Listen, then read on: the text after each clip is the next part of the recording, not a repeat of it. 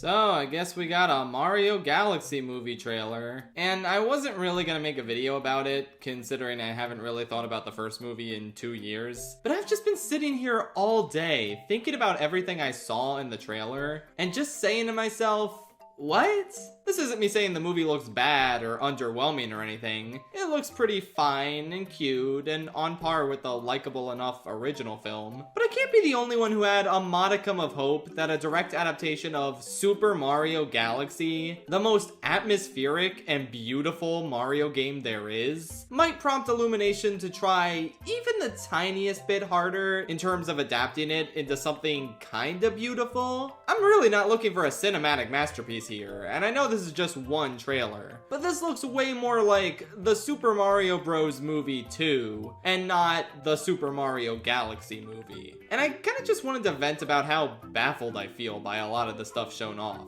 Okay, let's start with the casting. I think Brie Larson is a pretty solid choice for Rosalina. It's very well documented what a mega Nintendo fan she is, so I think bringing her in to play one of Nintendo's most iconic female characters isn't a terrible idea. Though, I heard Cate Blanchett's name being floated around by a lot of people, and I do kind of think bringing in an older actress with more gravitas might have been an appropriate way to distinguish Rosalina from Peach. Because looking at this trailer, it seems like Peach is going to be an action princess yet again and kick some ass, but then Rosalina does the exact same thing against Megaleg. I don't know, man. Considering how similar they seem to be acting and how similar Brie Larson and Anya Taylor-Joy's voices and deliveries are, it feels kind of weird if both of them are gonna play the badass princess role here. Maybe one of them will get kidnapped, but I just don't think that's gonna be the case. It would be weird to shift badass proactive Peach from the first movie to damsel in distress in the second, especially when the Mario games haven't really done that with her character since Odyssey.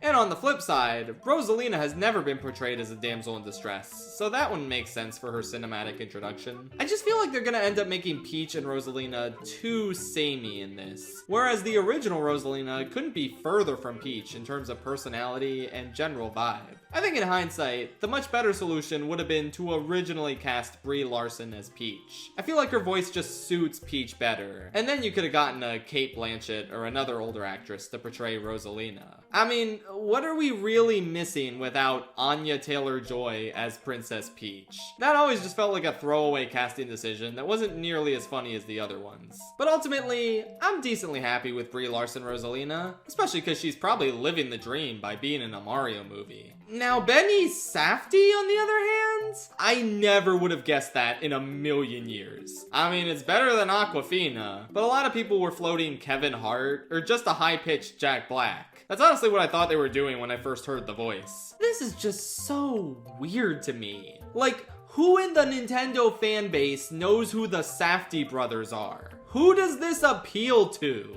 I guess you could say me, since I love prestige films and Mario in equal measure. But like, even I'm kinda shaking my head at this. So, the Safdie brothers are the directing duo behind Good Time and Uncut Gems. Both supreme masterpieces, one of which you'll hear me talk about in that damn Adam Sandler ranking next month. But after Uncut Gems, they split up as a duo, with Josh remaining a director who's behind the new Oscar-buzzy Timothée Chalamet movie Marty Supreme, and Benny still directing stuff, like that movie with The Rock nobody saw, but also wanting to pursue his dream of being an actor. So I guess he's been acting in a bunch of stuff. I've seen him in Licorice Pizza, The Curse, Happy Gilmore 2, and Oppenheimer. And I really only liked his performance in that last film. I don't know, something about Benny Safdie as an actor I just don't enjoy. I can't really put my finger on it here, but he was the weakest part of The Curse to me. He was really annoying in Happy Gilmore 2, which I guess I'll also talk about in a month. Yippee! And he was just whatever in Licorice Pizza. Hey, I'm gonna talk about that next week. It's weird how often I have to discuss this guy. This is yet another piece of the puzzle that makes up his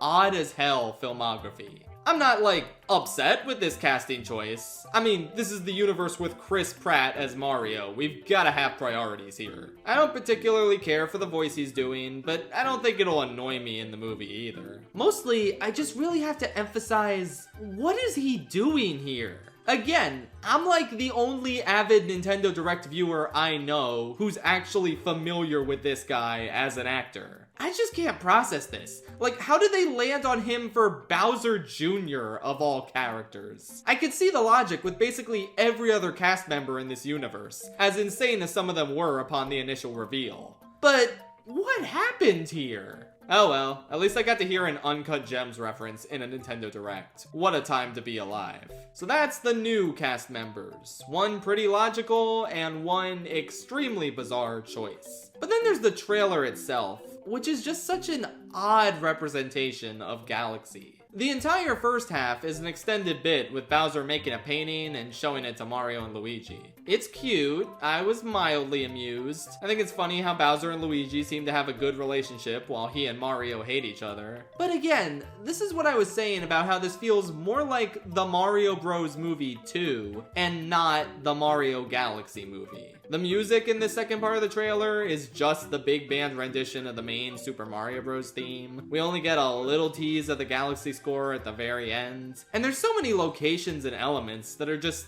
not from Galaxy. We see Mario and Luigi driving through the Sand Kingdom from Mario Odyssey. When Bowser Jr. shows up, he's a fusion of his Mario Sunshine and Mario Wonder personas, complete with the Prowler theme for some reason. I think it's cool to mix and match elements from different games like this, in theory. But again, you titled the movie The Super Mario Galaxy Movie. There's enough elements in just the two Galaxy games to fully take up a movie named after them. And we really only get Megaleg and a brief look at the Comet Observatory here. I don't know why they didn't just save the Mario Galaxy movie for the third installment and just do Sunshine here, especially with a large emphasis on Bowser Jr. Or you could do World. Yoshi's gonna be in the movie, remember? Why wasn't Yoshi in the trailer? They also teased a lot of obscure, deep-cut characters that are gonna be in this. It's fair to not show any of them off yet, but I genuinely wonder where the hell they're gonna pull these guys from. Peach fights a bunch of ninjas, which were not in Galaxy. And again, I feel like Mario and Luigi's trip to the Sand Kingdom will probably involve the residents of said kingdom. Basically, what I'm trying to say is, when are they gonna have time for the chimp? Come on, you gotta put the chimp in this movie, I'm begging you! It is entirely possible that they're just saving all the Galaxy stuff for later, and just teasing it with that little bit of Rosalina and Megaleg at the end. Maybe Peach blasts herself off, but gets kidnapped by these ninjas. Even though, again, it seems weird if they would only now commit to the Peach getting kidnapped plot. So then Mario and Luigi gotta go to the inverted pyramid to get the lore about launch stars and who Rosalina is, maybe. And then once that opening bit is over, they'll head to space and see more familiar Galaxy sites. It's possible, but I still just think this is a weird first impression to make in regards to this movie. I'm not making any judgment about the final product and how Galaxy-esque it's actually gonna be.